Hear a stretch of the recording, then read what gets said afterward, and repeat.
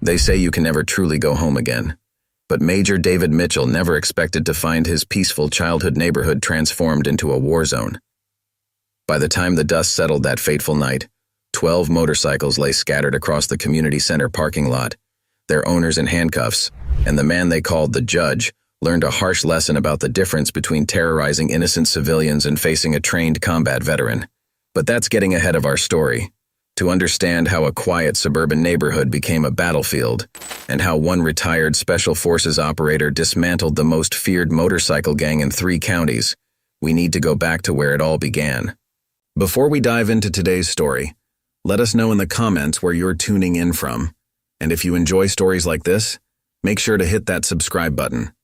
We've got another amazing tale waiting for you tomorrow.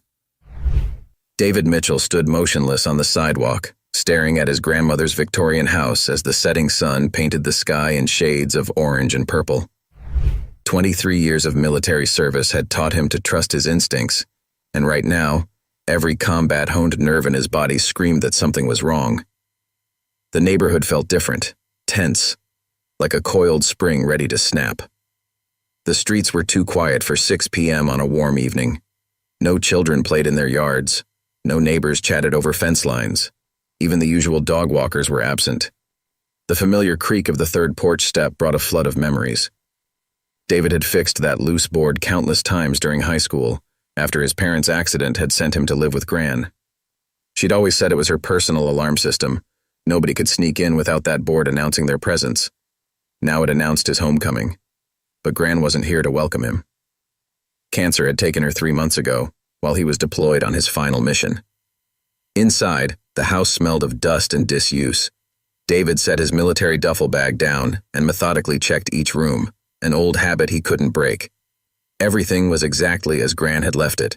The collection of porcelain angels on the mantel, the worn armchair where she'd taught him to read, the flag in its display case that had draped his grandfather's coffin at Arlington.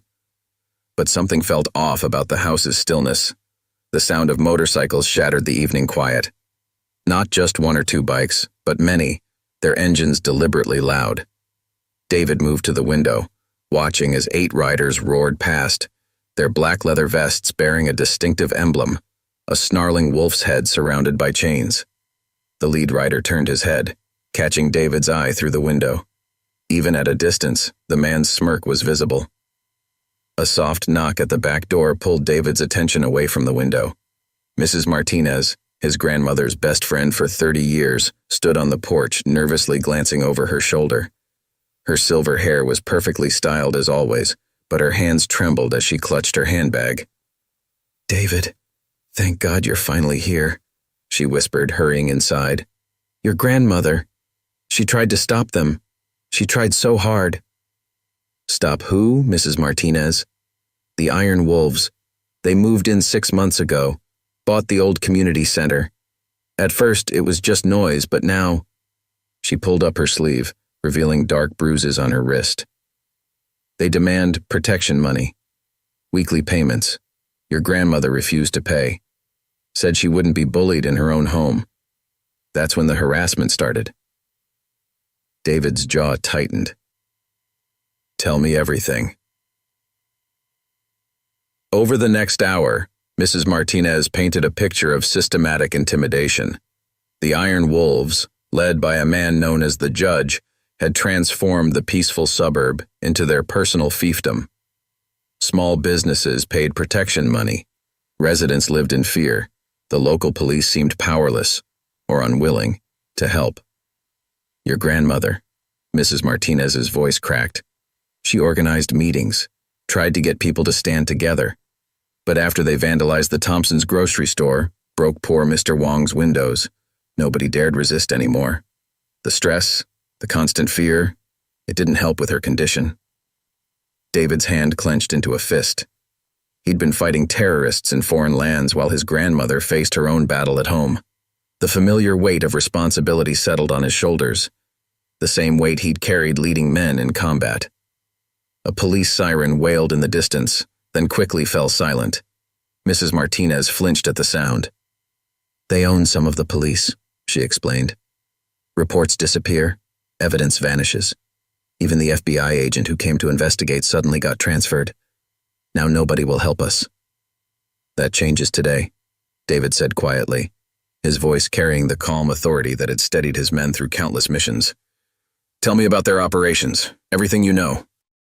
As Mrs. Martinez detailed the Iron Wolves' activities, David's military training kicked in. He mentally mapped patrol patterns, noted vulnerable points, identified potential assets and threats. This wasn't so different from analyzing insurgent activities in hostile territory. The judge, Mrs. Martinez continued, he used to be a lawyer, if you can believe it. Marcus Rodriguez. Got disbarred for jury tampering 5 years ago. Now he runs the gang like it's his personal court system. Sets the fines, decides the punishments. Those who can't pay. She shuddered. A commotion outside drew their attention. Through the window, they watched as 3 bikers surrounded old Mr. Wong, who was closing his convenience store. Even from a distance, their threatening postures were clear. Twice the usual payment, one biker demanded, his voice carrying across the quiet street. Judge says you've been late too often. Mr. Wong, who'd given David free candy throughout his childhood, seemed to shrink into himself. Please, business is slow, my wife's medical bills. The largest biker grabbed Mr. Wong's collar. Maybe we need to help you understand how business works around here now. David was moving before conscious thought, combat instincts taking over. Mrs. Martinez grabbed his arm. David, no. They'll hurt you like they hurt the others who tried to help. He gently removed her hand. Mrs. Martinez, they don't know what hurt is, but they're about to learn the difference between terrorizing innocent people and facing someone who fights back. As David stepped out onto his porch, 20 years of Special Forces training guided his movements. He moved with the fluid grace of a predator, each step purposeful. The evening light caught his grandmother's flag in the window behind him, and in that moment, David Mitchell made a silent promise. This was his home, and he was about to teach the Iron Wolves that they'd made a fatal mistake. They'd brought a street fight to a war veteran. The fluorescent light from Mr. Wong's store cast harsh shadows across the parking lot as David approached. The largest biker still had his hand on Mr. Wong's collar, but his attention shifted to David's measured footsteps on the asphalt. Evening, gentlemen, David said softly. I believe Mr. Wong explained his situation clearly. The 3 bikers exchanged glances before the largest one, wearing a vest that identified him as Spike, released Mr. Wong with a shove. Well, look who it is, the new guy. Mind your own business, soldier boy. You made it my business when you put hands on a man old enough to be your father. David positioned himself between Mr. Wong and the bikers. I understand you're collecting payments. Let's discuss a more reasonable arrangement. Spike laughed, but there was uncertainty in his eyes as he studied David's stance. 20 years of combat had left their mark, not in obvious scars or medals, but in the way David carried himself, the calm confidence that came from facing real danger. Listen up, tough guy. You don't make arrangements. The judge makes arrangements, and right now, he's arranged for old man Wong here to pay double. Behind David, Mr. Wong whispered, Please, Major Mitchell, don't cause trouble. They will burn my store like they did with Chen's restaurant. No, they won't, David replied without taking his eyes off Spike. Because these gentlemen are about to learn something important about this neighborhood. It's protected now. The shortest biker, a wiry man with snake tattoos covering his neck, pulled out a switchblade. The click of the blade opening echoed in the quiet lot. Protected? By who? You? By all of us. David smiled, but it didn't reach his eyes. You see, I've spent the last 20 years learning about protection. Real protection. Not extortion dressed up as security. And I've gotten very, very good at dealing with people who confuse the two. Spike took a step forward, cracking his knuckles. Last chance to walk away, soldier boy. Wouldn't want to explain to the judge why we had to mess up that pretty uniform of yours. I'm not wearing a uniform anymore, David said quietly, which means I'm not bound by military rules of engagement. Think carefully about your next move. The third biker, silent until now, grabbed Spike's arm. Hold up. This guy, I heard about him. Special Forces, 3 silver stars. My cousin served with him in Afghanistan. Spike shrugged off the warning.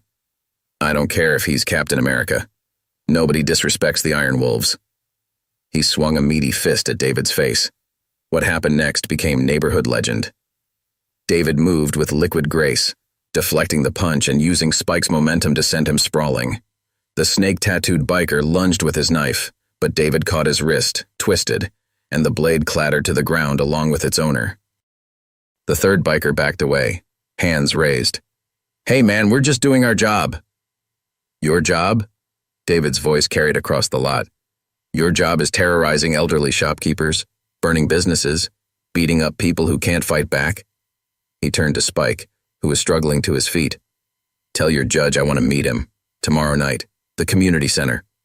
Spike spat blood onto the pavement. "You're dead, soldier boy, you hear me? Dead."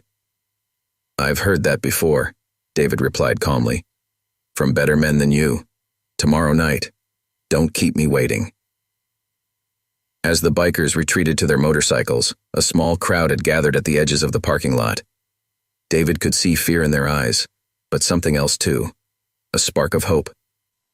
Mr. Wong clutched David's arm. "Major Mitchell, you don't understand. The judge, he has connections. Police, city hall, even judges, real judges. They will hurt you. Mr. Wong, when I was 14, you caught me trying to steal a candy bar. Instead of calling the police, you gave me a job sweeping your store. You trusted me when nobody else would. Now it's my turn to return that trust." The crowd grew larger. David recognized faces from his childhood. Mrs. Peterson from the bakery, Coach Thompson, who'd taught him football, the Martinez twins who'd grown into young men. All watching, all wondering if change was finally possible. "Listen to me." David raised his voice to address the gathering. "I know you're scared. The Iron Wolves have ruled through fear for too long, but fear only works when we're alone. Together we're stronger than any gang." A police car cruised past slowly, its occupants watching but not stopping. David noted the vehicle number. Tomorrow would be about more than just confronting the judge. It would be about exposing everyone who enabled the Iron Wolves' reign of terror. Back home, David found Mrs. Martinez waiting anxiously on his porch. "I saw what happened," she said. "Your grandmother would be proud. But David, the judge, he doesn't fight fair." "Neither do I, Mrs. Martinez. Not anymore." David walked into his house and opened his duffel bag. Under his clothes lay a small case containing everything he'd need. Not weapons, but something far more dangerous to men like the judge: evidence. For the next several hours, David made calls to old contacts: a state police captain who owed him from their days in the Rangers, an FBI agent he'd worked with on counterterrorism, a deputy district attorney who'd never forgotten how David had saved his son in Kandahar. By midnight, his grandmother's dining room table was covered in papers, photos, and maps. The Iron Wolves had been careful, but they'd never faced someone trained in military intelligence. Every protection payment, every act of vandalism, every corrupt cop, it all formed a pattern. And patterns could be broken. A text message lit up his phone. "You're dead, soldier boy. The judge sends his regards." David smiled. They still didn't understand. They thought this was about territory, about power, about fear. But they were wrong. This was about justice. And tomorrow night, the Iron Wolves would learn what happened when they brought their street tactics against a man who'd spent his life training for real war. Outside, a motorcycle engine roared past his house, then another. They were watching, trying to intimidate him. But David Mitchell had stared down warlords and terrorists. The Iron Wolves were about to discover they'd made a fatal mistake. They'd threatened the wrong veteran's home. Dawn broke over Cedar Grove with an uneasy silence. David had spent the night reviewing satellite images of the neighborhood, another skill from his military days that was about to prove useful. The Iron Wolves' patrol patterns were sloppy, predictable. They never expected anyone to study them this closely. A soft knock at his door revealed Officer Sarah Chen, looking nervous in her crisp uniform. "Major Mitchell? I worked with your grandmother on the neighborhood watch before the Iron Wolves shut it down?" David gestured for her to enter. "The department," Chen glanced over her shoulder. "There's not much we can do. They have pictures, videos of officers taking money, evidence disappears. Witnesses changed their stories. Which officers? David's voice was quiet but intense. Sergeant Reynolds, Lieutenant Harris, maybe others. Chen pulled out a small notebook. I've been keeping records, but my captain says to drop it. David studied the young officer. Why are you telling me this? Your grandmother. When they started threatening businesses, she was the only one who stood up. Said someone had to fight back. Chen's eyes filled with tears. 2 days later, they broke into her house. The stress, her heart. David's jaw tightened. They broke in. That wasn't in the police report. There was no report. Reynolds lost the paperwork. Chen straightened her shoulders. I became a cop to protect people, not to watch thugs terrorize innocent citizens. Tonight, David said, things change. But I need you to do something for me. By mid-morning, the neighborhood was buzzing with whispered conversations. The confrontation at Wong's store had sparked something. Not quite hope, but a restless energy. The Iron Wolves responded by flooding the streets with members, their presence more aggressive than usual. David watched from his porch as 3 bikers harassed Mrs. Peterson, demanding immediate payment for extra protection. The old woman's hands shook as she counted out bills from her retirement check. His phone buzzed. A text from an unknown number. Last chance, soldier boy. Leave town or we burn everything you care about. Starting with Granny's house. David's response was simple. Come try. Inside, he continued gathering intelligence. Chen's notebook provided names, dates, locations. The Iron Wolves had started small. Noise complaints, vandalism, then protection payments from businesses. Soon they controlled building permits, health inspections, even school contracts. The judge's legal background had helped him create a network of corruption reaching into City Hall. A knock at his back door revealed Mr. Wong's teenage son, Tommy. Dad sent me, the boy whispered. Said to give you this. This was a USB drive. Security camera footage, Tommy explained. Dad's been saving it. Every payment, every threat. He was too scared to show the police. Your father's a brave man. They broke his arm last month. Said it was a warning. Tommy's eyes hardened. Make them pay, Major. By afternoon, more people came forward. Mrs. Martinez brought her late husband's old ham radio set, perfect for secure communications. Coach Thompson offered his hunting cabin as a safe house. Even Mr. Chen, whose restaurant had been burned down, provided documentation of suspicious insurance claim denials. David's dining room became an operations center, maps marked with patrol routes, lists of corrupted officials, financial records showing money movements. The Iron Wolves had created their own little kingdom, but they'd never faced an enemy who understood asymmetrical warfare. A commotion outside drew his attention. 2 bikers were spray painting threats on his garage door. Dead man walking. David watched calmly through his security cameras, newly installed last night, recording everything. The bikers took special pleasure in desecrating his grandmother's prized rose bushes. Officer Chen called with an update. They're nervous. The judge called an emergency meeting. Every member has been ordered to the community center tonight. Perfect. Everything ready on your end? State Police Tactical Unit is on standby. FBI too. But David... Chen hesitated.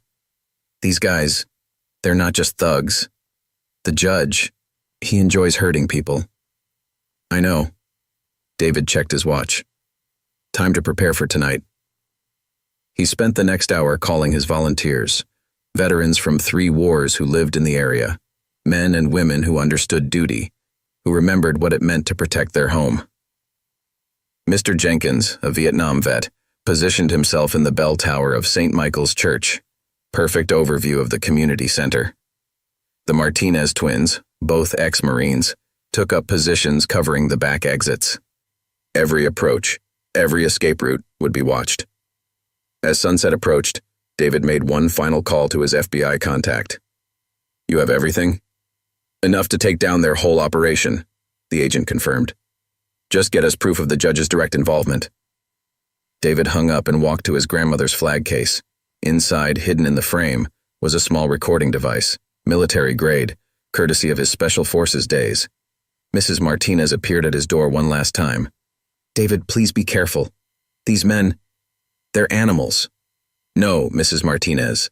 Animals kill for food or survival. These men do it for pleasure." He checked his watch. "That's why they need to be stopped." Outside, motorcycles roared in the distance, dozens of them. The Iron Wolves were gathering for what they thought would be their victory. They didn't understand that David had spent 20 years learning the art of war. Tonight wouldn't be a street fight. It would be an operation, and the Iron Wolves were about to learn the difference between being predators and being prey. As darkness fell, David stepped out onto his porch. The flag case under his arm contained more than just a recording device. It contained hope. Hope for a neighborhood living in fear. Hope for justice long delayed. The judge wanted to meet the man who dared challenge his authority. He was about to discover that he hadn't just picked a fight with a veteran. He'd started a war. The community center loomed against the darkening sky, its windows glowing with harsh fluorescent light. Once a place of neighborhood gatherings and children's programs, now it served as the Iron Wolves' fortress. Motorcycles lined the parking lot. David counted 32, plus 4 pickup trucks belonging to their associates in city government. His earpiece crackled. "Bell tower in position," Mr. Jenkins whispered. "Got eyes on 3 armed guards rooftop. Martinez twins checking in. Back alley covered. They've got 2 men at the service entrance." Officer Chen's voice came next. "State police units in position. 5 minutes out. FBI tactical team standing by." David walked alone down the middle of the street. No weapons. They'd be expecting that. Instead, he carried his grandmother's flag case, knowing what it represented would hurt the judge far more than any bullet. 2 massive bikers blocked the community center's entrance. "Arms out, tough guy. Need to check you for weapons." "Check all you want," David said calmly. "I'm not here to fight. I'm here to negotiate." They patted him down roughly, then escorted him inside. The main hall, where he'd attended his high school graduation, had been transformed. A makeshift throne sat on the old stage, surrounded by Iron Wolves members. The judge lounged there, every inch the fallen lawyer in his expensive leather jacket and custom boots.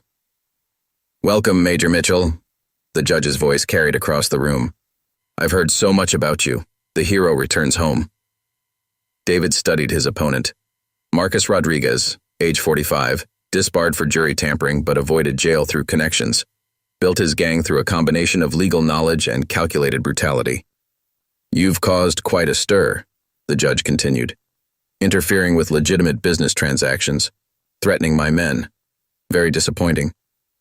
"Legitimate?" David's voice remained calm. "Like breaking into my grandmother's house? Causing the stress that contributed to her death?" The judge smiled. "Tragic accident. No police report filed, as I recall. Just like there won't be a report when they find what's left of you tomorrow." Laughter rippled through the gang members. David noted positions, weapons, exits, old habits that never died. "Before we discuss my future," David set the flag case on a table, "let's talk about yours. I have some interesting documents, financial records, witness statements, footage of your tax assessor friend accepting bribes." The judge's smile faltered slightly. "Documents can be lost. Witnesses change their minds. You're not the first to try this." "True, but I'm the first who sent copies to every law enforcement agency in 3 states, plus major media outlets. Time-release emails set to send everything at midnight unless I stop them." Now the smile vanished completely. "You're bluffing." David opened the flag case, removing a thick folder. "Your protection racket brings in roughly 100,000 a month, split between 30 core members, minus 40% kicked up to your friends in City Hall. That's why you needed to double Mr. Wong's payments, to cover Lieutenant Harris's gambling debts." The judge stood, his face darkening. "Where did you get that information?" "I spent 20 years gathering intelligence on warlords and terrorist cells. You really think your bookkeeper's password-protected Excel files were a challenge?" Murmurs spread through the gathered bikers. David caught uncertainty in some faces, fear in others. They'd never faced an opponent who'd done his homework. "Spike," the judge barked. "Show our guest what happens to people who spread lies." The large biker from the store confrontation stepped forward. cracking his knuckles. But David wasn't finished. "Interesting timing," he continued. "Spike here tried to intimidate Mr. Wong exactly when your friend in the health department scheduled a surprise inspection, almost like it was coordinated." More murmurs. The judge's face contorted with rage. "Enough! Kill him!" Spike charged, but David was ready. 20 years of close combat training took over. He sidestepped the wild punch, using Spike's momentum to send him crashing into a table. 2 more bikers rushed in. David moved with fluid efficiency, each strike precise, each movement economical. "Now!" he shouted into his concealed mic. Windows shattered as flashbang grenades exploded. State police tactical teams rappelled from the roof. FBI agents burst through side doors. The Martinez twins crashed through the back entrance. Chaos erupted. Some bikers tried to fight. Others ran. The judge scrambled for a hidden exit, but found Mr. Jenkins blocking his path, hunting rifle raised. "Going somewhere, Your Honor?" In less than 2 minutes, it was over. David stood in the center of the room, surrounded by groaning bikers and the sounds of handcuffs clicking shut. The judge, face bloodied from resisting arrest, glared at David. "You think this changes anything? I have friends, powerful friends." "You had friends," David corrected him. "But they're all going down with you. Right now, FBI agents are raiding homes of every official in your pocket. That includes Judge Harrison, who signed so many favorable rulings for you." Officer Chen approached, holding papers. "Major Mitchell, arrest warrants just came through for Reynolds and Harris. We're picking them up now." David nodded, then turned back to the judge. "See, you made a classic mistake. You thought fear and violence were the ultimate weapons. But information, that's what really wins wars." As the Iron Wolves were led away in handcuffs, David retrieved his grandmother's flag case. Inside, the hidden recorder had captured every word, every threat, every admission of corruption. Through his earpiece, he heard Mr. Jenkins whisper, "Your grandmother would be proud, son." Outside, neighbors had gathered, watching as their tormentors were loaded into police vans. The long nightmare was ending. But David knew his work wasn't finished. Tomorrow would bring new challenges. Corrupted systems needed cleaning. Damaged lives needed rebuilding. A community needed to heal. But tonight, as he watched the judge being led away, David allowed himself a small smile. He'd fought wars in distant lands, but this victory, here in his grandmother's neighborhood, felt more significant than any medal he'd earned. The Iron Wolves had ruled through fear. They never understood that real strength comes from protecting others. Now they had all the time in the world to learn that lesson, from inside a prison cell. Dawn broke over Cedar Grove differently the next morning. Children waited at bus stops without fear. Mrs. Peterson opened her bakery on time, not waiting for collectors. Mr. Wong's convenience store sign glowed proudly in the early light. But David knew better than to celebrate too early. 20 years of military service had taught him that the aftermath of victory often proved more challenging than the battle itself. His phone hadn't stopped buzzing since midnight.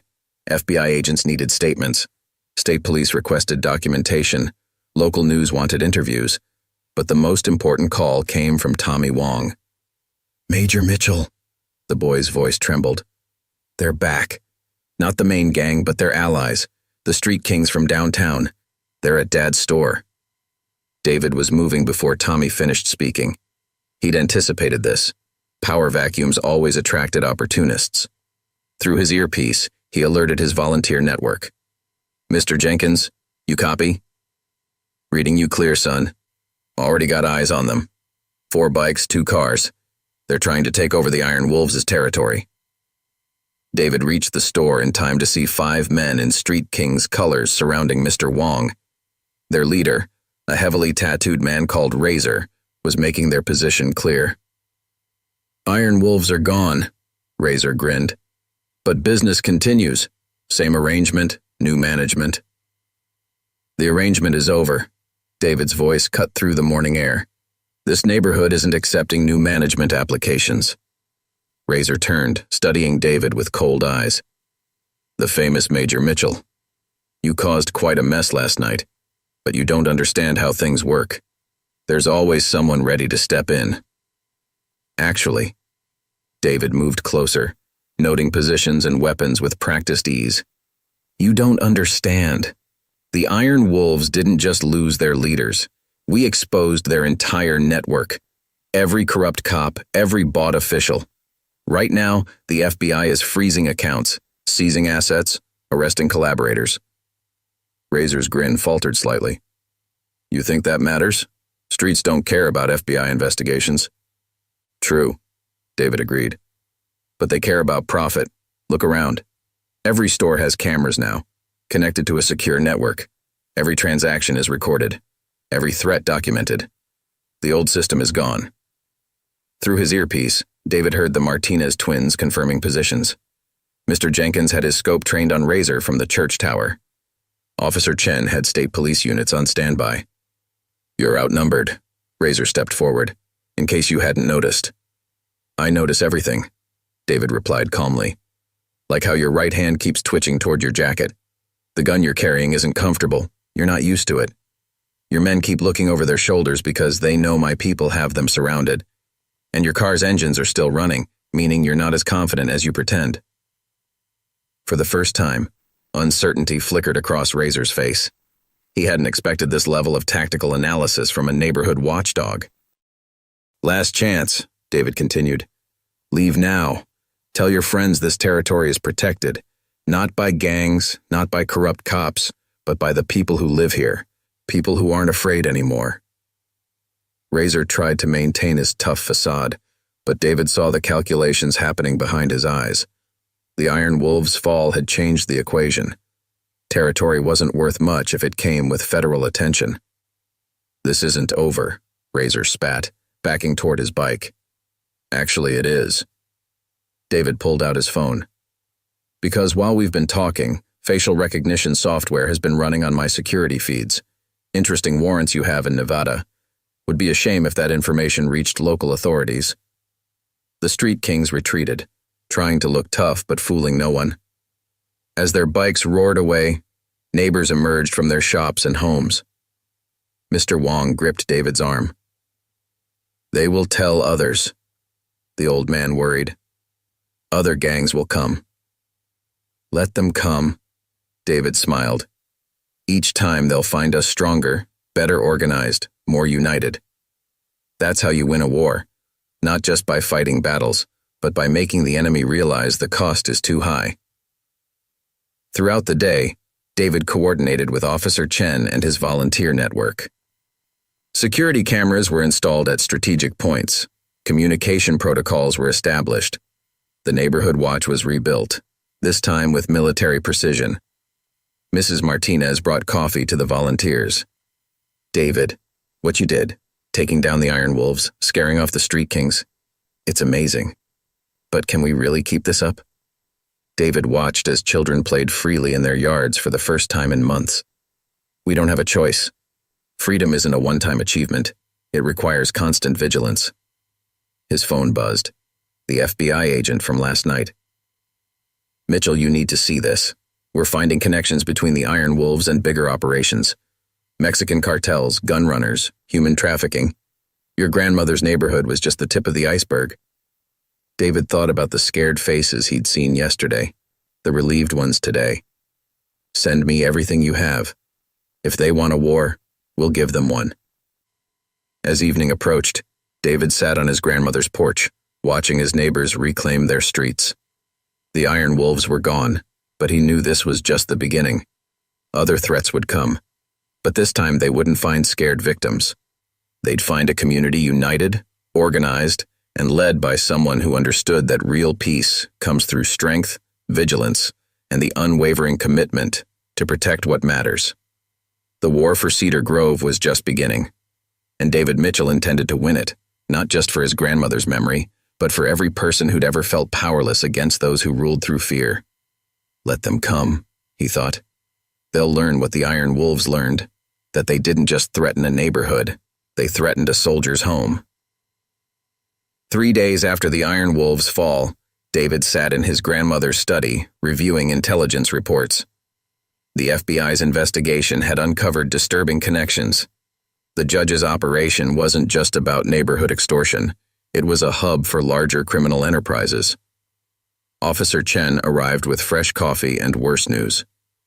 They're releasing some of the lower-ranking Iron Wolves on bail.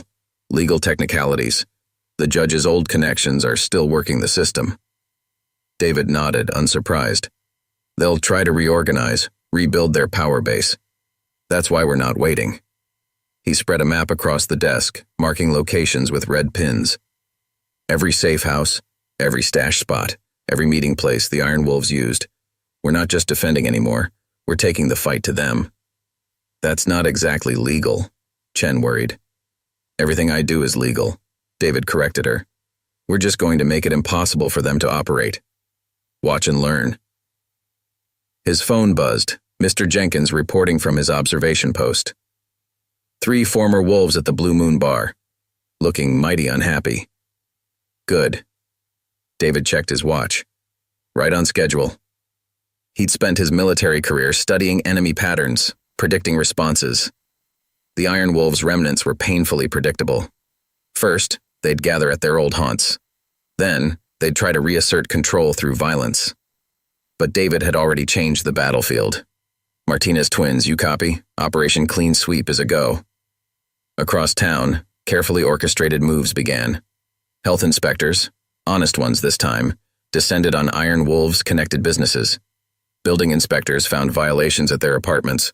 Traffic cops monitored their movements. This is harassment, one biker complained to Officer Chen. No, she replied, writing another ticket. This is law enforcement, get used to it. By nightfall, the message was clear. Cedar Grove wouldn't be easy pickings anymore. But David knew the real challenges were still coming. His FBI contact called with urgent news. Mitchell, we've got movement. Cartel soldiers arriving from down south. They're not happy about losing their distribution network. How many? At least 20, heavily armed. These aren't street thugs. They're trained killers. David smiled grimly. So am I. He activated his volunteer network, veterans from 4 wars, each watching different sectors of the neighborhood. Mrs. Martinez's ham radio crackled with encoded updates. Contact, Mr. Jenkins radioed. 3 SUVs, tinted windows, moving south on Maple. Martinez twins, you have eyes on the back routes? Affirmative. They're trying to set up a perimeter. David had expected this. The cartel wouldn't just send soldiers, they'd send professionals. But they didn't know they were walking into a prepared battlefield. Execute Operation Spotlight, he ordered. Suddenly, powerful floodlights blazed from rooftops and windows, illuminating every shadow where the cartel soldiers might hide. Security cameras pivoted, covering every angle. Motion sensors activated. What the hell? One cartel soldier cursed as his tactical advantage vanished. David's voice carried through carefully placed speakers. Gentlemen, welcome to Cedar Grove. I see you brought weapons, which is a violation of local ordinances. I should mention you're currently surrounded by multiple law enforcement agencies.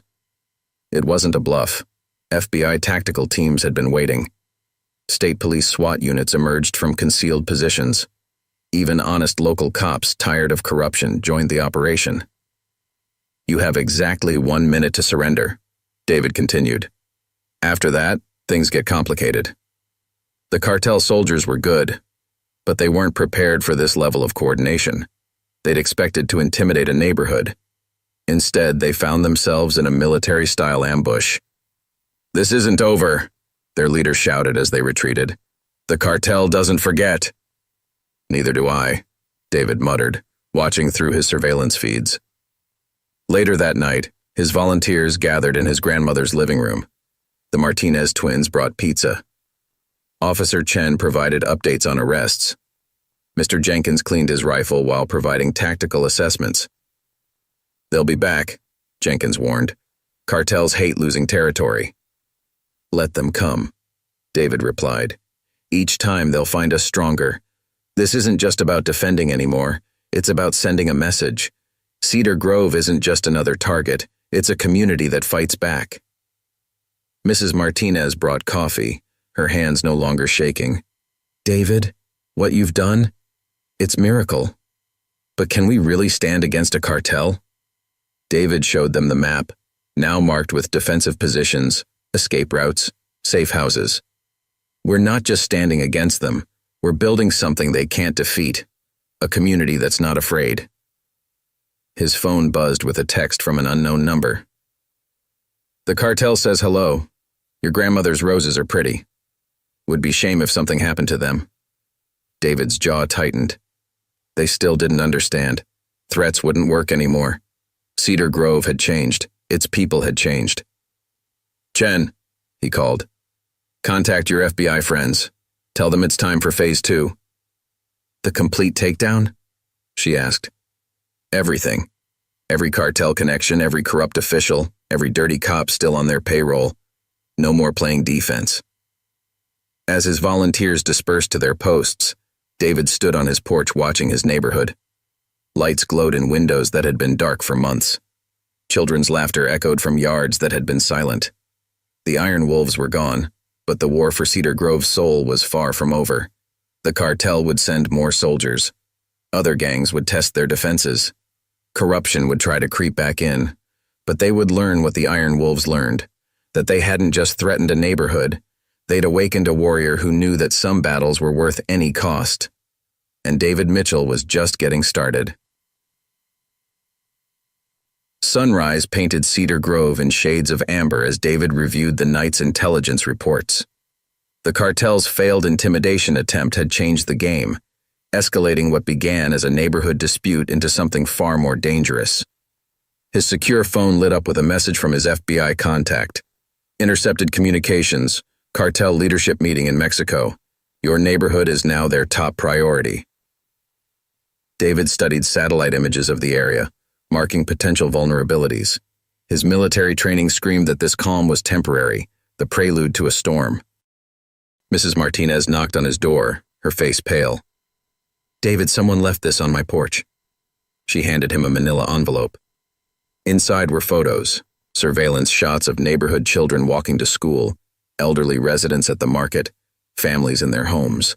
The message was clear. The cartel had eyes everywhere. They're trying to terrorize us again, Mrs. Martinez whispered. Like the Iron Wolves did. No, David replied, examining the photos with professional interest. They're showing their hand. These shots all come from the same angles, same time patterns. They want us to know they're watching, but they just revealed their surveillance positions. His radio crackled. Major, Mr. Jenkins' voice was urgent. Movement at the old warehouse district. Multiple vehicles, heavily armed men. They're establishing a forward operating base, David noted. Classic cartel tactic. First intimidation, then show of force, finally territorial occupation. Officer Chen arrived with more troubling news. 3 former Iron Wolves members found dead. Message carved into their chests. This is cartel territory now. David's jaw tightened. The cartel was escalating faster than expected, trying to fill the power vacuum before the community could strengthen its defenses. Chen, contact your FBI liaison. We need those warrant requests expedited. Jenkins, maintain surveillance but do not engage. Martinez twins, start evacuating our high-risk residents to the safe houses. His volunteers moved with practiced efficiency. Weeks of training and coordination had transformed them from concerned citizens into an effective defense force. What about the schools? Mrs. Martinez asked. Those photos they took? Already handled. David showed her his tablet displaying a new security system. Every school now has retired veterans as security guards, high-resolution cameras, panic buttons. No child in Cedar Grove will ever be vulnerable again. His phone buzzed, a text from an unknown number. You play soldier in your little neighborhood, but you don't understand what's coming. The cartel doesn't negotiate. We take what we want. David allowed himself a grim smile. Actually, he murmured, you don't understand what you're facing. Throughout the day, he monitored cartel movements through his surveillance network. They were professional, he had to admit. Their operations showed military precision, but they'd made one critical mistake. They thought they were fighting a neighborhood watch. They didn't realize they were facing a carefully coordinated resistance, led by someone who'd spent decades studying asymmetrical warfare. Major, the Martinez twins radioed in. Cartel soldiers questioning people at the market, looking for weak points, gathering intel. Let them look, David replied. Every person they threaten, every business they target just strengthens our case. His FBI contact called again. Mitchell, it's worse than we thought. The cartel's not just sending soldiers. They're sending the cleaner, their top enforcer, former special forces suspected in over 30 murders. Good, David said quietly. Let's give him something to clean. As evening approached, David gathered his core team in his grandmother's living room. The room had become their command center, walls covered with maps and surveillance photos. They'll hit us hard, he explained. But we've got something they don't expect, a community that won't break. Every threat makes us stronger. Every act of intimidation brings us closer together. Officer Chen studied the tactical displays. The department's compromised again. New cartel money buying old corruptions. Then we'll clean house again, David assured her. This was never going to be a quick victory. We're not just fighting criminals. We're fighting a system that allows them to thrive. His secure radio crackled, Mr. Jenkins reporting from his observation post. Major, unmarked vans entering the warehouse district. Heavy weapons being unloaded. They're preparing for war. David checked his watch. Everything was proceeding according to his analysis. The cartel was predictable. They only knew one way to solve problems. Let them come, he told his volunteers. Every move they make, every threat they issue, every weapon they bring, it all goes into our evidence files. While they're preparing for a war, we're building a case that will destroy their entire operation. Mrs. Martinez touched his arm. David, what if they target you directly? These people, they're not like the Iron Wolves. No, he agreed. They're worse, which means we have to be better, smarter, more determined. Outside, the sun set over Cedar Grove. Lights came on in homes that once stayed dark in fear. Children played in yards that had been empty for months. The neighborhood was healing, finding its strength. But David knew the real fight was just beginning. The cartel wouldn't stop with threats and intimidation. They were coming to erase Cedar Grove's resistance, to make an example of anyone who dared stand against them. They didn't understand that some things were worth any cost. That real strength came not from violence or fear, but from protecting others. Let them come, David thought.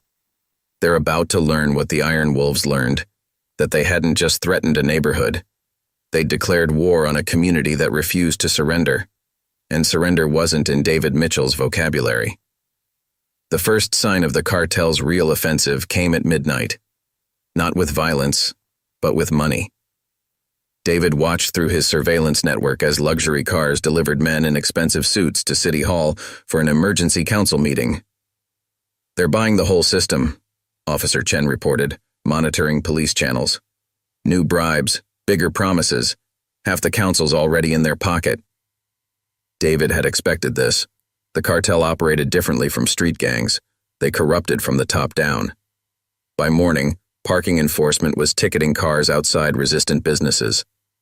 Health inspectors suddenly found violations at stores that supported the neighborhood watch.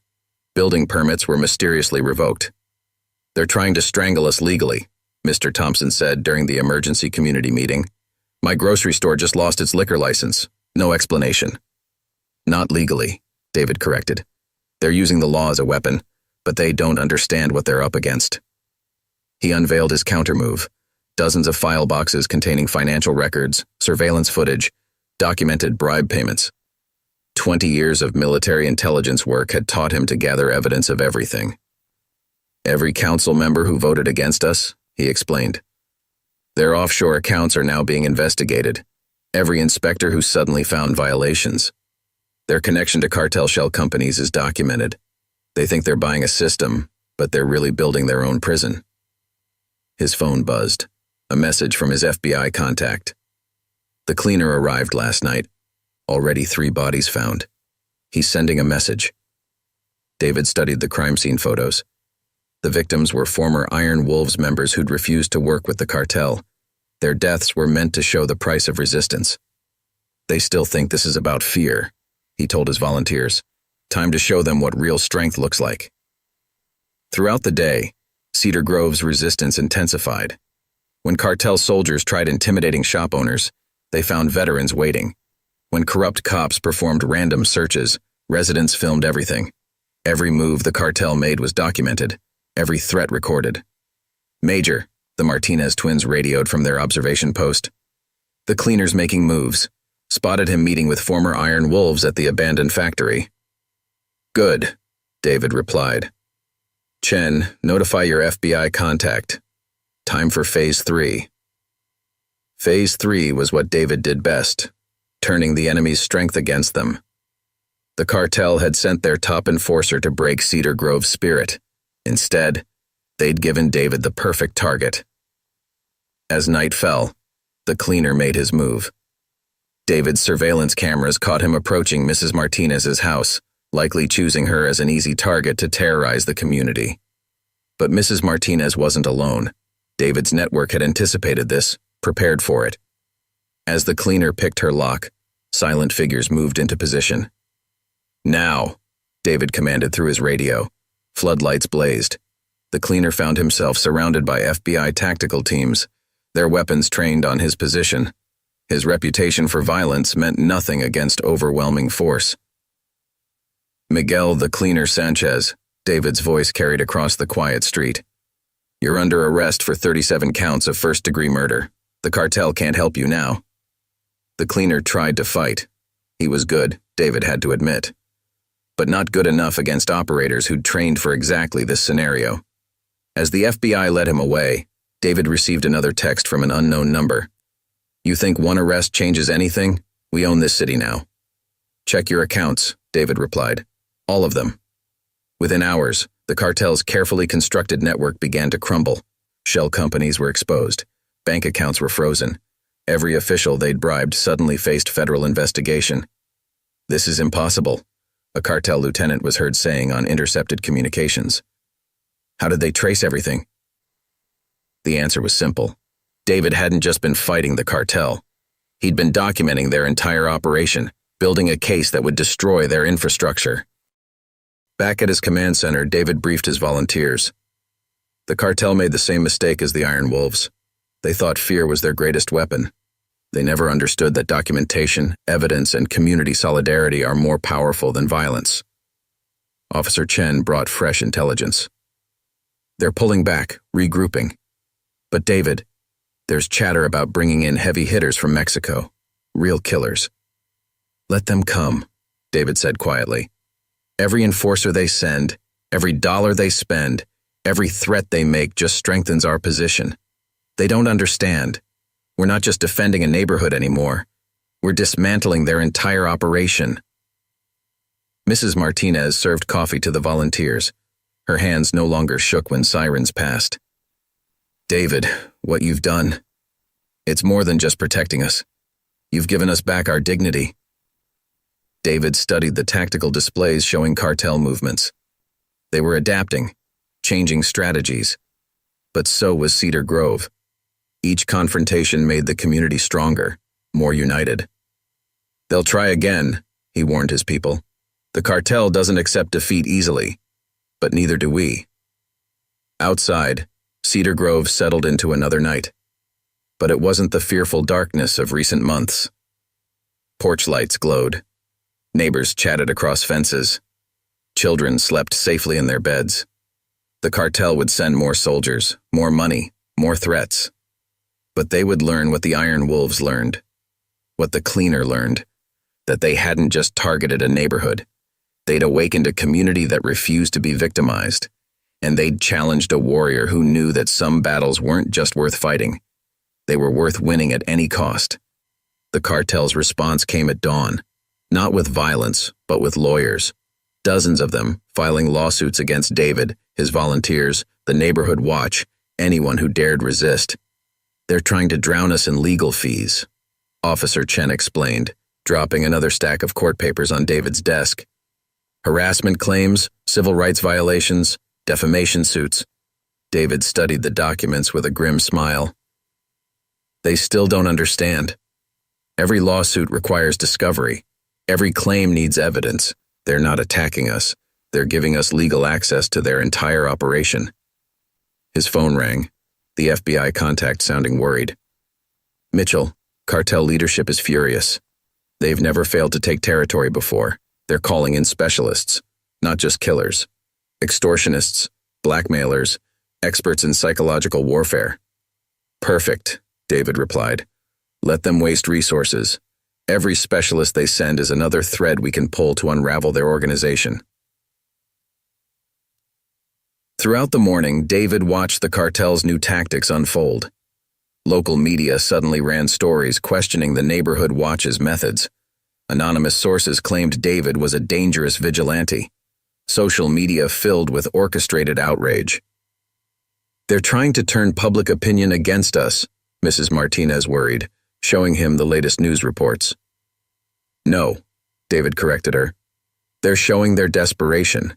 Each false story, each planted narrative, gives us more evidence of their coordination. His secure radio crackled, Mr. Jenkins reporting from his observation post. Major, got eyes on some interesting visitors. Cartels meeting with former city officials, judges, even some state legislators. Document everything, David ordered. They think they're building alliance. They're actually creating a conspiracy map for federal prosecutors. By midday, the pressure intensified. Building inspectors condemned 3 supportive businesses. The health department suspended restaurant licenses. Police conducted random traffic stops on neighborhood watch volunteers. But Cedar Grove had changed. Instead of cowering, residents filmed every interaction. Instead of paying bribes, business owners documented every inspection. The cartel's bureaucratic warfare backfired, creating a paper trail of corruption. They're getting desperate, Officer Chen noted, monitoring police channels. Chatter suggests they're planning something big, multiple teams moving into position. David checked his tactical displays. The cartel had learned from their previous failures, deploying forces more carefully, but they still didn't understand what they were really fighting. Chen, activate Protocol Echo. Jenkins, alert all observation posts. Martinez twins, begin evacuation procedures. His volunteers moved with practiced efficiency, implementing plans they'd rehearsed dozens of times. Within hours, high-risk residents were relocated to safe houses. Surveillance coverage doubled. Every approach to Cedar Grove was monitored. You've turned the whole neighborhood into a fortress, Chen marveled.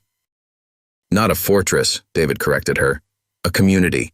The cartel keeps thinking in terms of territory and control. They don't understand that we're not just defending streets. We're protecting homes, families, lives. His phone buzzed with another threat. You've made powerful enemies. Everyone has a breaking point. We'll find yours. David's response was simple. Others have tried. As evening approached, the cartel's new offensive began. Not with violence, but with precision strikes at the community's weakest points. Anonymous calls to child services targeted supporting families. Tax auditors appeared at resistant businesses. Building code violations mysteriously multiplied. But David had anticipated this.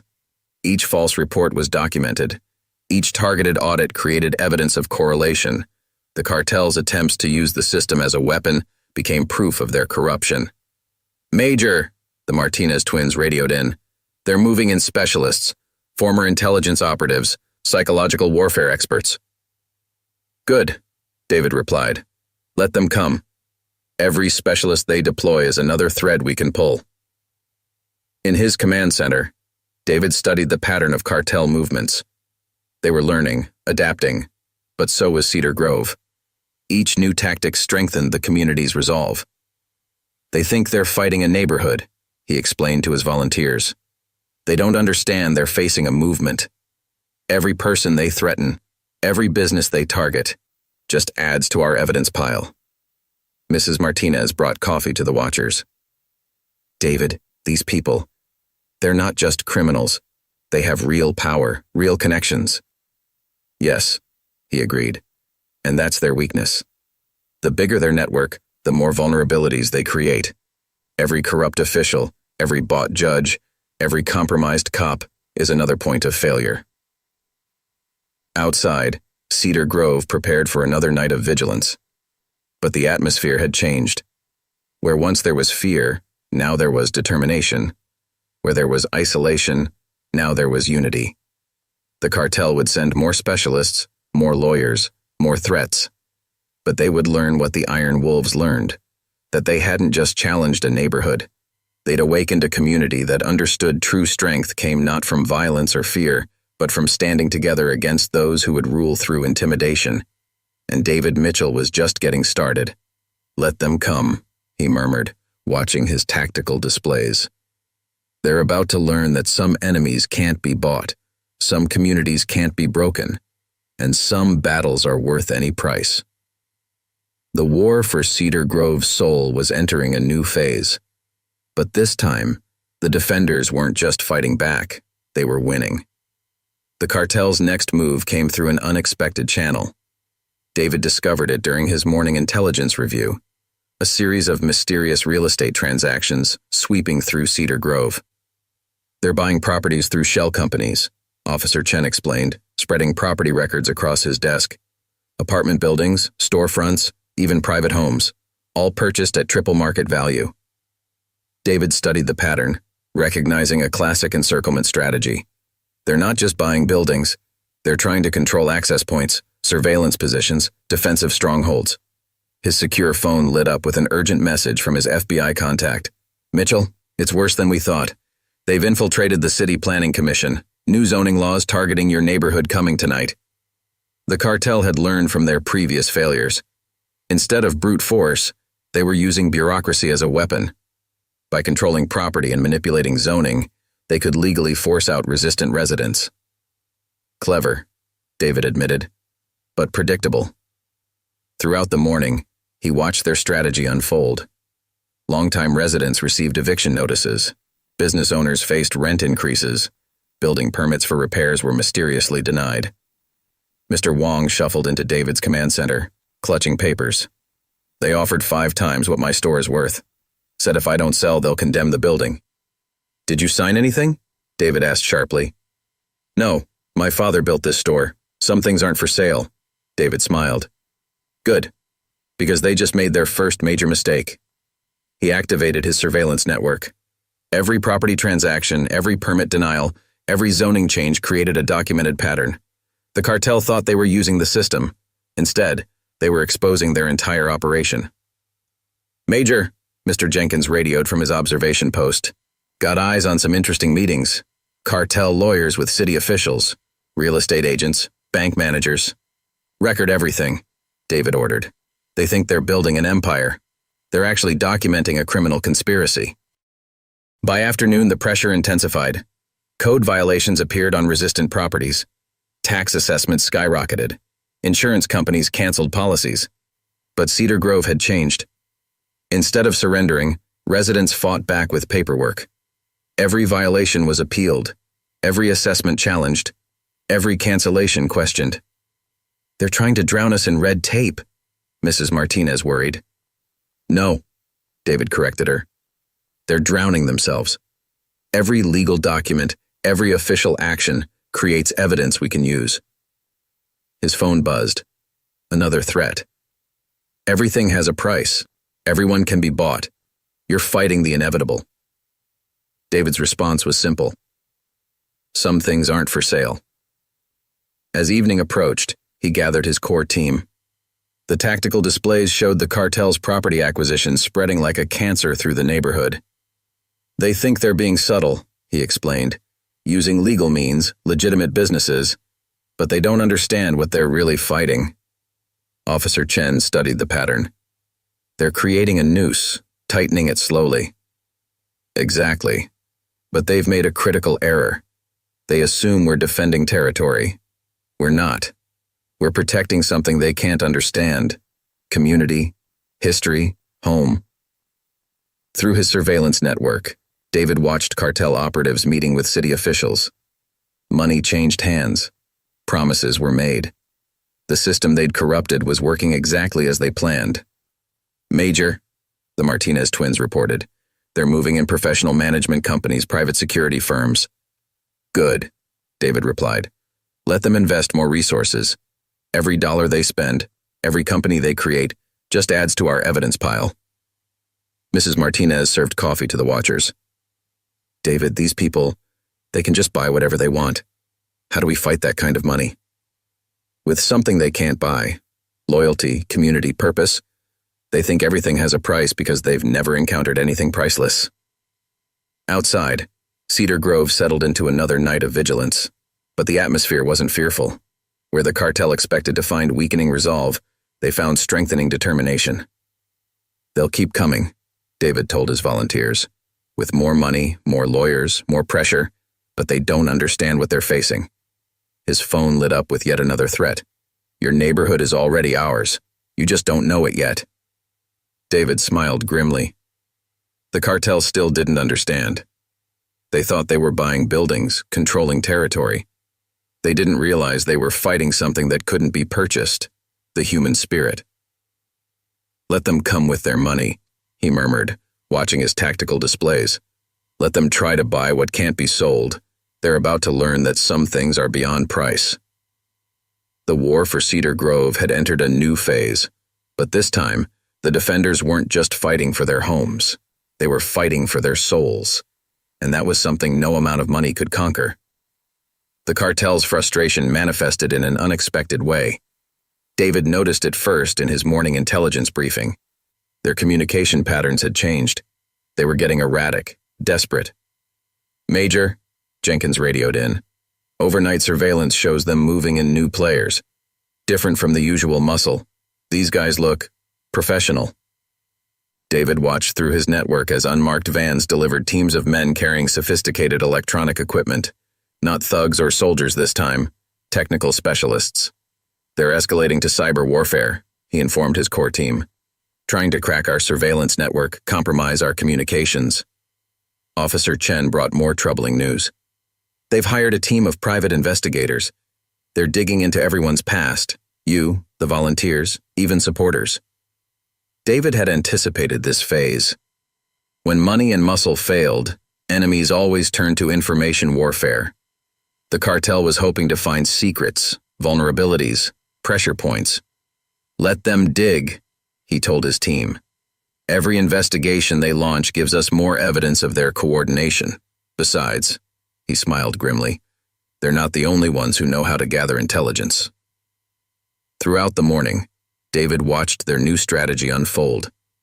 Neighborhood Watch volunteers received emails containing personal information, subtle reminders that they were being watched. Business owners found their private financial records mysteriously leaked online. Mrs. Martinez rushed in, clutching her laptop. "David, they're posting things about my late husband, things that aren't true. They're trying to divide us," he explained. "Create doubt, breed mistrust. Classic psychological warfare tactics." But Cedar Grove had evolved beyond such manipulation.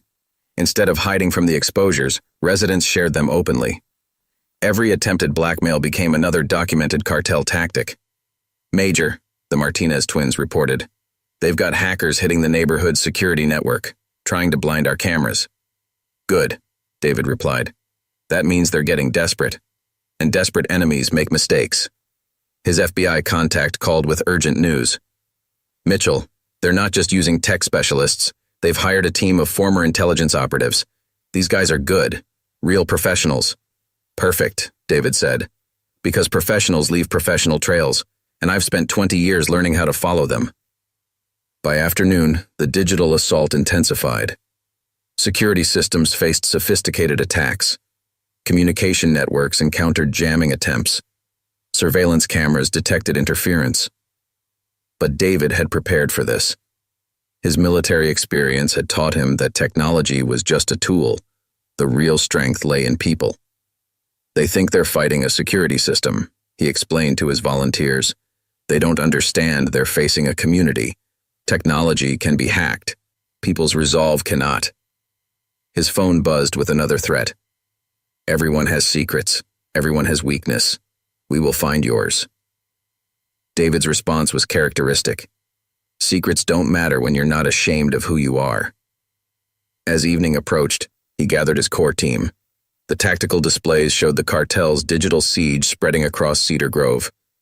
"They're trying to blind us," Officer Chen noted, watching security cameras go dark. "No," David corrected her. "They're exposing themselves. Every attack creates evidence. Every probe leaves traces. They think they're gathering intelligence. They're actually building our case. Through his backup systems, David monitored cartel operators meeting with their new specialists. Money flowed. Plans were made. They thought they were launching a sophisticated cyber assault. "Major," Mr. Jenkins radioed, "they're setting up some kind of electronic warfare center in the old warehouse district." "Expected," David replied. "Let them establish their infrastructure. Every piece of equipment they install becomes evidence we can use." Mrs. Martinez brought coffee to the watchers, her face worried. "David, these people, they can find out everything about us." "How do we fight that kind of power?" "By understanding what they don't," he answered. "They think information is power, but they don't understand that real strength comes from what we stand for, not what we hide." Outside, Cedar Grove prepared for another night of digital warfare. But the atmosphere wasn't fearful. Where the cartel expected to find panic over exposed secrets, they found acceptance and unity. "They'll keep digging," David told his volunteers, "looking for weaknesses, vulnerabilities, pressure points, but they don't understand what they're really fighting." His phone lit up with yet another threat. "Your defenses are already compromised. You just don't know it yet." David smiled grimly. The cartel still didn't understand. They thought they were fighting a security system, a surveillance network. They didn't realize they were up against something that couldn't be hacked: human spirit. "Let them come with their technology," he murmured, watching his backup displays. "Let them try to break what can't be broken. They're about to learn that some things are beyond their reach." The war for Cedar Grove had entered a digital phase, but this time the defenders weren't just protecting data. They were guarding their dignity, and that was something no computer could crack. The cartel's digital assault backfired spectacularly at midnight. David had been waiting for this moment, watching through backup systems as their hackers breached what they thought was the neighborhood's main security network. "They're in," Officer Chen reported, monitoring the fake systems David had set up as a trap. "Downloading everything." "Perfect," David smiled. "Let them take it all."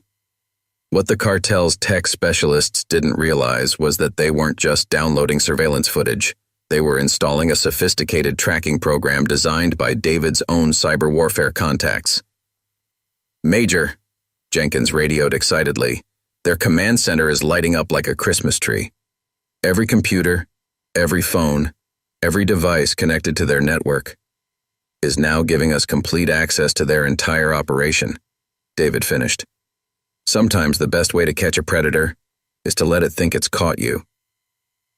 Throughout the night, data flowed into David's secure servers: financial records, communication logs, operation plans. The cartel's overconfidence had given him exactly what he needed: documented proof of their entire criminal enterprise. Mrs. Martinez arrived at dawn, bringing fresh coffee to the overnight watchers. "David, the news is reporting a massive data breach. They're saying we lost everything." "Let them think that," he replied, showing her his real displays. "While they celebrate their supposed victory, we're mapping their whole organization." His FBI contact called, sounding impressed. "Mitchell, this is incredible. Their encryption just collapsed. We're seeing connections to corrupt officials across 3 states. They never understood what they were really fighting," David explained. "They thought this was about territory, about power. They didn't realize it was about justice." By morning, the cartel's celebration turned to panic. Their successful hack had compromised their own security. Every attempt to shut down their systems just spread David's program further. "Major," the Martinez twins reported, "their tech teams are going crazy. They're trying to purge their systems, but it's too late," David finished. "Sometimes the best weapon isn't a gun or a badge. It's a line of code."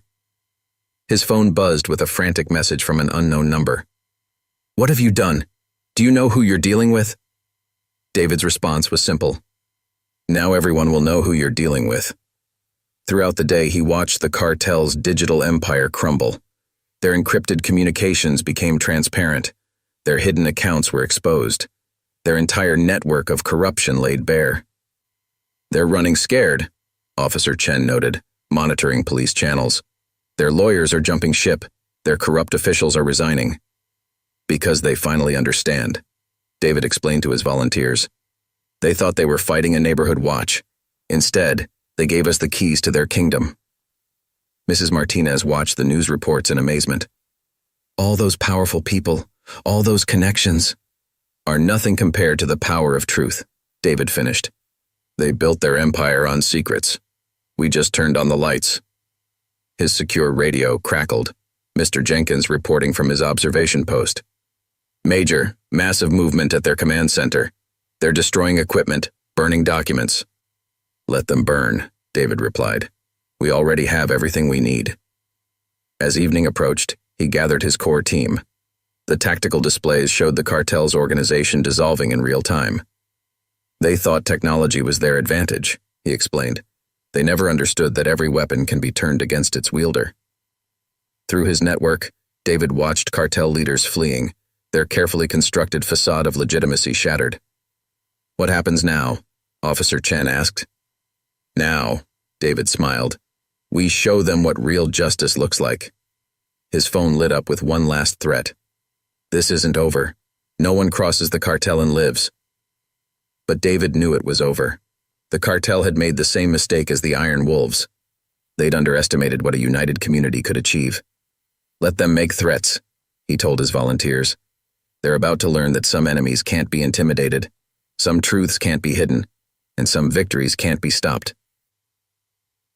Outside, Cedar Grove settled into another night. But this time, there was no fear, no tension.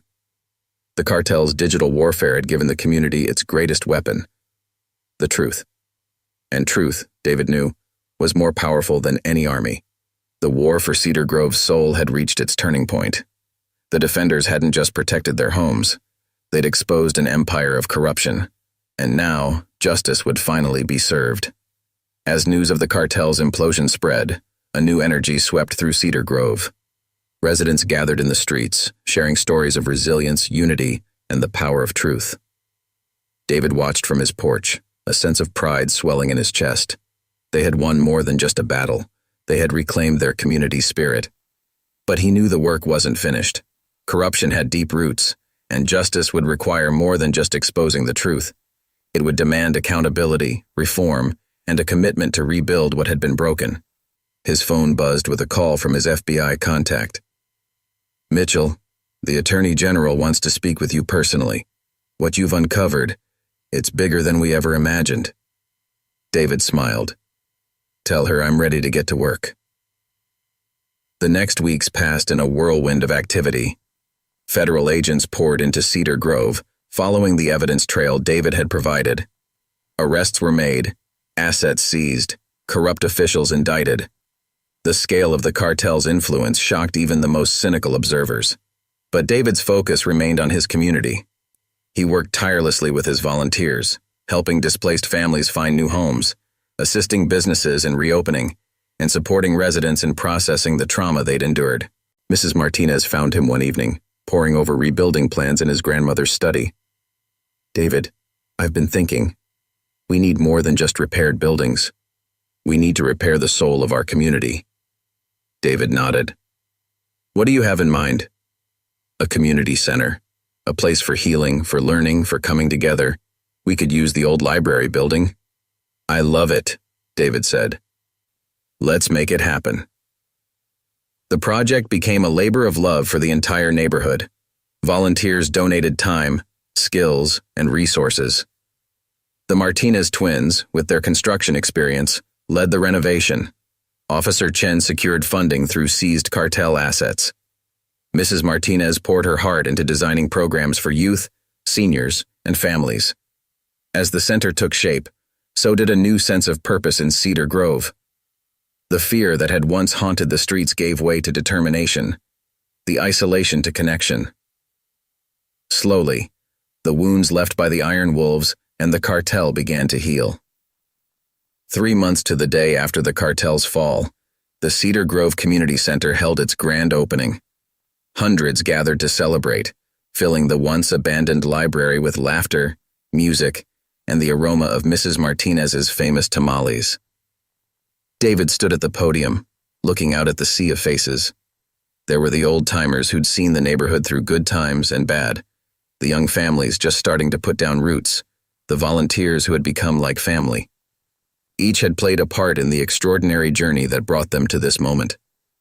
My grandmother used to say that a community is only as strong as the stories it tells about itself, David began. For too long, the story of Cedar Grove was written by those who sought to control through fear. But today, we reclaim our story. He spoke of resilience in the face of terror, of unity in the face of division, of the indomitable human spirit that had refused to be broken. He spoke of the power of truth to shatter even the most entrenched corruption, and the power of justice to heal even the deepest wounds. The battle for Cedar Grove's soul was not won by any one person, he said. It was won by all of us, by every individual who refused to be intimidated, every voice that spoke out against injustice, every act of courage and compassion in the face of cruelty. As he closed, David's eyes settled on a framed photo near the podium. His grandmother, smile warm and eyes sparkling with the fiery determination he remembered so well. My grandmother believed in the promise of this community. She believed that together we could overcome any challenge, weather any storm. She gave her life to that belief. And though she didn't live to see this day, I know she'd be proud of what we've accomplished, not just in removing the evil that threatened us, but in the ties we forged, the community we built, the story we've begun to write together. He raised a glass in toast, voice ringing with emotion. To Cedar Grove, may we continue to write a story of hope, resilience, and unity, and may we never forget the power of a community that stands together. As the celebration stretched into the evening, David found a quiet moment to slip away to his grandmother's grave. He laid a bouquet of her favorite yellow roses against the headstone, fingers tracing the inscription. Courage is not the absence of fear, but rather the judgment that something else is more important. We did it, Gran, he whispered. We took back our home. But it was never really about winning a war, was it? It was about building peace, about protecting not just a place, but the people who make it worth fighting for.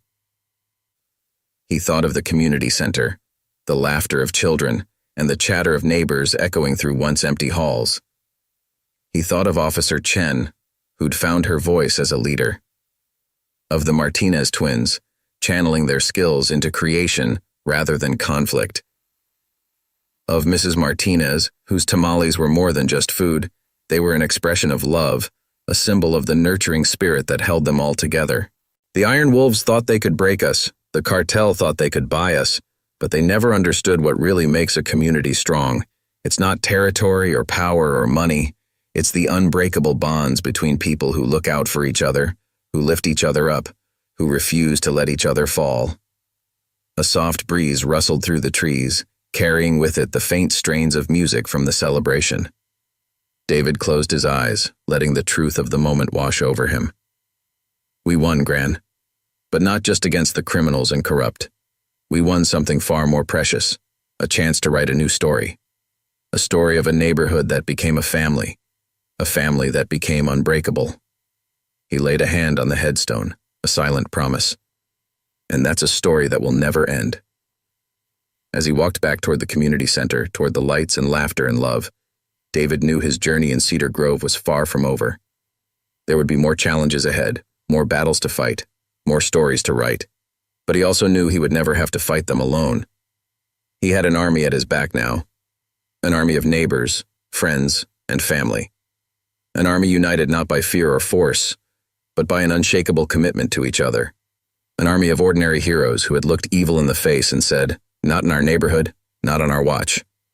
David smiled, heart full as he stepped back into the celebration. This was just the beginning, and he couldn't wait to see what the next chapter held. For now, Cedar Grove was more than just a dot on a map. It was a beacon, a shining example of what happens when people stand together, fight together, believe together,